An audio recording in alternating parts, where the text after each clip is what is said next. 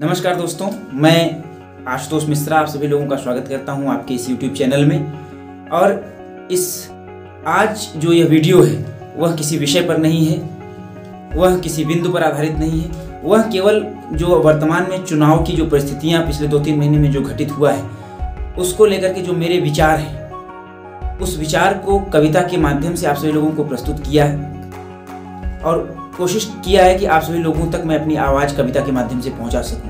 और अगर आपको ये लगे कि जो मेरी आवाज़ है, जो मेरी भावनाएं हैं वो आपकी भी भावनाएं हैं, तो आप मेरे इस वीडियो को ज़्यादा से ज़्यादा शेयर करिए ताकि सभी लोगों तक यह बात पहुंच जाए कि वास्तव में नेताओं के दो रूप होते हैं और दो रूप क्या क्या हो सकते हैं। आइए बिना विलंब किए ये पाठ प्रारंभ करते हैं, लेकिन इससे पहले आपसे निवेदन ये है कि चैनल को लाइक शेयर सब्सक्राइब जरूर करिए।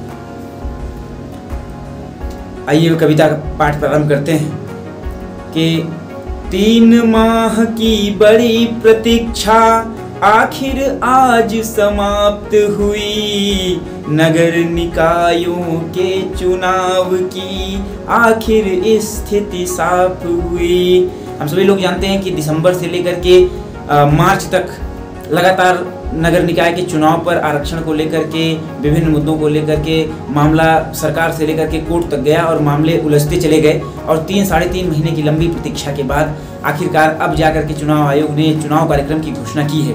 तो उसको समर्पित ये पहली लाइन थी, एक बार फिर से सुनेंगे कि 3 माह की बड़ी प्रतीक्षा आखिर आज समाप्त हुई, नगर निकायों के चुनाव की आखिर स्थिति साफ हुई। जब अधिसूचना जारी हो गई, चुनाव आयोग ने घोषित कर दिया, तो उसके बाद जो नेताओं की स्थिति है अपने अपने क्षेत्रों में उसको बताने की कोशिश करता हूं। जो मेरा अवलोकन है, आप शब्दों पर गौर करिएगा कि घर से निकले नेताजी अब गली मोहल्ले भटक रहे। आप देख रहे होंगे कि जो भी प्रत्याशी हैं या जो अपने आप को चुनाव में फाइट में मान रहे हैं वो सभी लोग अब अपने अपने घरों से निकल करके गलियों में मोहल्लों में लोगों से मिल रहे हैं। घर से निकले नेताजी अब गली मोहल्ले भटक रहे, महिला बच्चे नौजवान के चरणों में वो लौट रहे।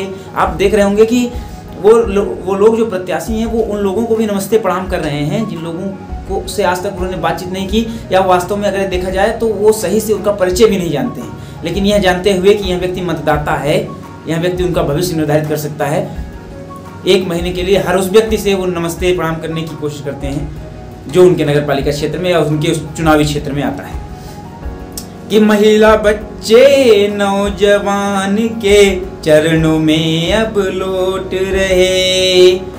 देखिए, अब स्थितियों का हम लोग समावलोकन करेंगे कि इस चुनाव के पहले की उनकी क्या स्थिति थी और चुनाव कार्यक्रम की घोषणा होने के बाद नेताओं की क्या स्थिति रही है, उनकी मनोदशा, उसका वर्णन करेंगे कुछ लाइनों में। आप देखिएगा कि कल तक धन के मद में होकर बड़ी बड़ी गाड़ियां, इंडिवर, फॉर्च्यूनर, ऑडी, मर्सिडीज, घर में मखमल, डल्लब के गद्दे, एसी, ये सारी सुख सुविधाएं से चलते थे, नीचे उतरने की इच्छा नहीं होती थी। देखते हैं, कल तक धन के मद में होकर जो मखमल पर सोते थे, लेकिन अब क्या हो गया, धरती माँ की रज लपेट कर अब वो सबसे मिलते हैं। कल तक आप फोन करिए, भाई साहब मिलना है, तो भाई साहब कहीं घर आ जाओ, या ये कहते हैं हमारे पास समय नहीं है, अभी मिलेंगे कभी। अब क्या हो रहा है, भाई साहब स्वयं आपके द्वार आ रहे हैं। भाई साहब कल को ये क्या कहते थे कि चप्पल बाहर उतार के आओ, घर में मिट्टी आ जाएगी। अभी वो चेहरे पर भी मिट्टी मल करके लोगों से मिल रहे हैं, अपना माथा लोगों के चरणों में रगड़ दे रहे हैं। मिट्टी लगे, धूल लगे, गोबर लगे, कोई फर्क नहीं पड़ता है उनके लिए। इस समय सब एक चुनावी कार्यक्रम का हिस्सा हो गया है।